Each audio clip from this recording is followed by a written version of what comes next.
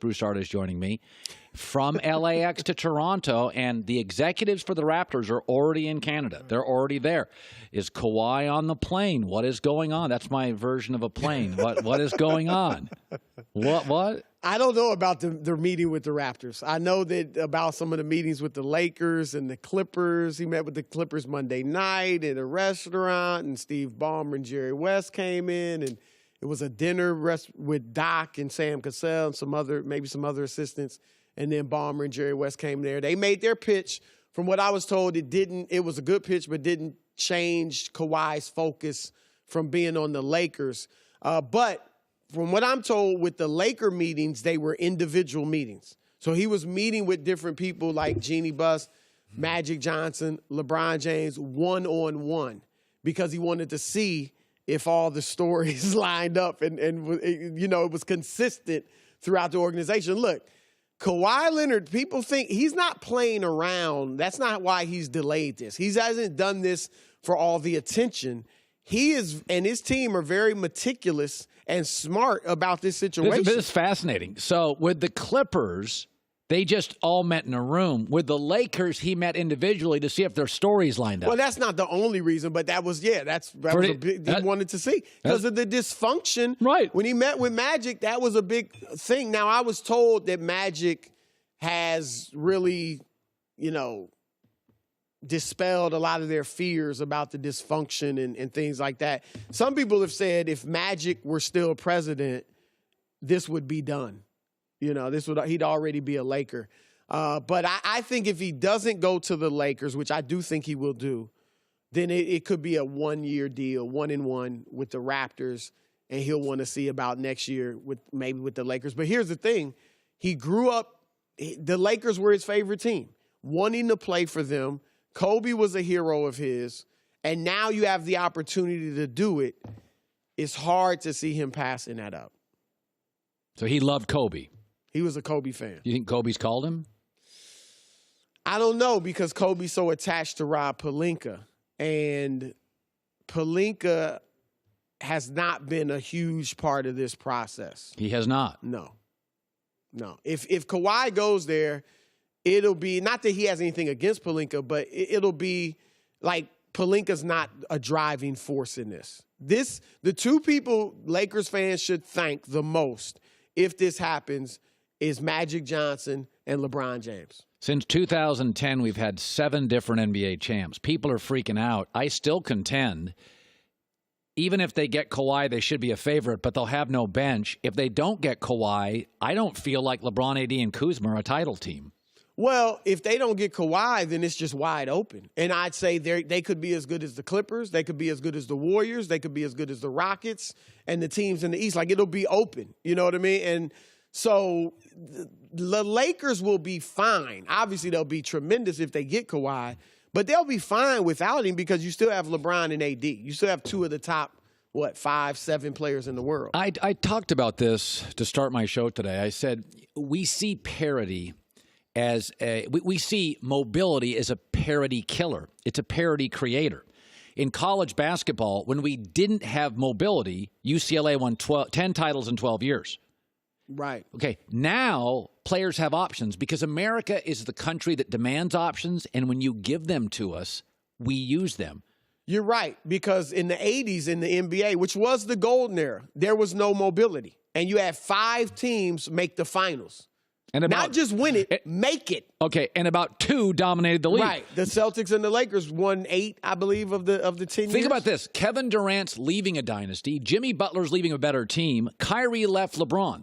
When you give Americans, especially Americans with talent, options, we take it. This is not, I said this earlier. When I go to a grocery store, I'm not a huge milk drinker, but I have literally crossed grocery stores off my list if you don't have multiple milks. I want oat, I want almond, okay. Like in America, I'm demanding options. If you can't give me in your bundle sports, then I won't buy your bundle, your Hulu, your Amazon bundle. So my point is, in the NBA, we're all fearful because these players get together, but they also leave faster than ever.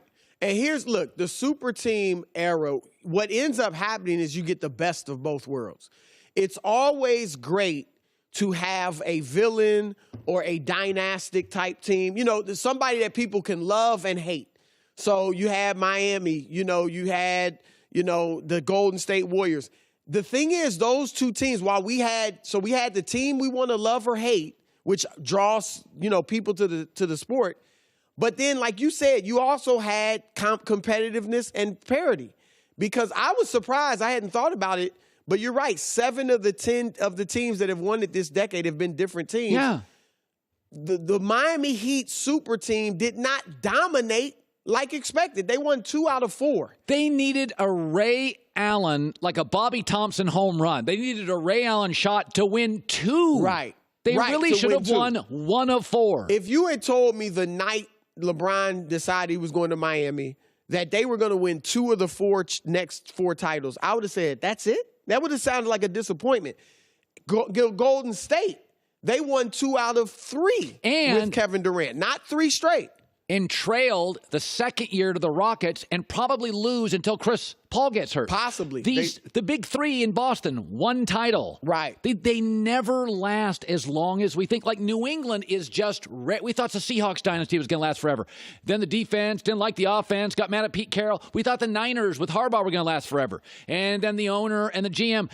These super teams and these young dynasties, there's a lot, players are richer than ever. There's more social media gassing up. They just break up sooner. And you know what it does, too? It creates storylines. The NBA is riding off, and this tremendous growth in popularity is based on storylines. I think David Stern, I've said before, he's the greatest commissioner in American sports. I thought he had obstacles in his path that the NFL and Major League Baseball did not have. So, and the way he grew the NBA was by marketing individuals. Yeah. Okay, that is morphed now in this day and age into storylines. And that is what is driving the NBA. Everybody's interested in the storyline. Last year was a great season, even though we all felt Golden State was going to win it, because you had all these storylines. And what this movement creates are storylines. So if Kawhi goes to the Lakers, that's a tremendous storyline. And everybody's going to be interested in it. And about the time we have fatigue with it, they'll may break up. Well, LeBron may be retired, or may retire, or his contract will be up, and we'll see what he does next. But yeah, it's. How about this? How about I will say this: the 2 teams in this league that I'm just tip of the cap. The Pelicans have literally transformed the franchise in 3 weeks. Right. And the Utah Jazz, I got to tell you something. They were already good. They literally solved every problem they had. Derek Favors was good but expensive. Oh, let's get a cheaper version, Ed Davis. Right. We need a point guard who can shoot. Let's get Mike Conley. We could use another outside shooter, Bogdanovich. And they were good last year. They're going to be tough. They go 8 deep of guys. Would you like to see a Milwaukee-Utah final? I got to be honest. I ski a lot, so I'm in Utah a lot. I watch a ton of Jazz games. I like well-run sports. The Jazz are they've had a tremendous summer. Oh, my. I think the Jazz, and you might disagree with my other team, Philadelphia. So we got into this thing. They've let go of 8 shooters in 2 years. Now, they'll be the best defensive team in the league. That goes without question. Great defensively. You know what I think they've done in Philadelphia? So they draft the kid from Washington who can't shoot, and they get Horford, and they get Embiid. They're just trying to get through Giannis. What they're saying is, we know we're going to meet Giannis for the next 7 years. So Simmons is long, and Embiid's long, and the kid they drafted out of Washington's long, and Al Horford's big. They're just getting big because they sense, it's almost like when Shaq was in the West. Like Portland's like, Arvydas Sabonis is your only hope. You knew, it's... Well, look, Josh Richardson can shoot. He's not J.J. Redick, but he's a good shooter. He's athletic. Tobias Harris can shoot. Not a straight-up knockdown shooter, but he can shoot it well. Al Horford can stretch the floor and shoot. And I've said for the past 2 years, you've heard me multiple times, Ben Simmons and Joel Embiid are not mature enough yet to win big. Now you bring in Al Horford. Teach them, show them how to be professional. That solves a lot of their problems. And if I'm Philadelphia, this is the year I'm kind of deciding, okay, can I keep Embiid and Simmons together?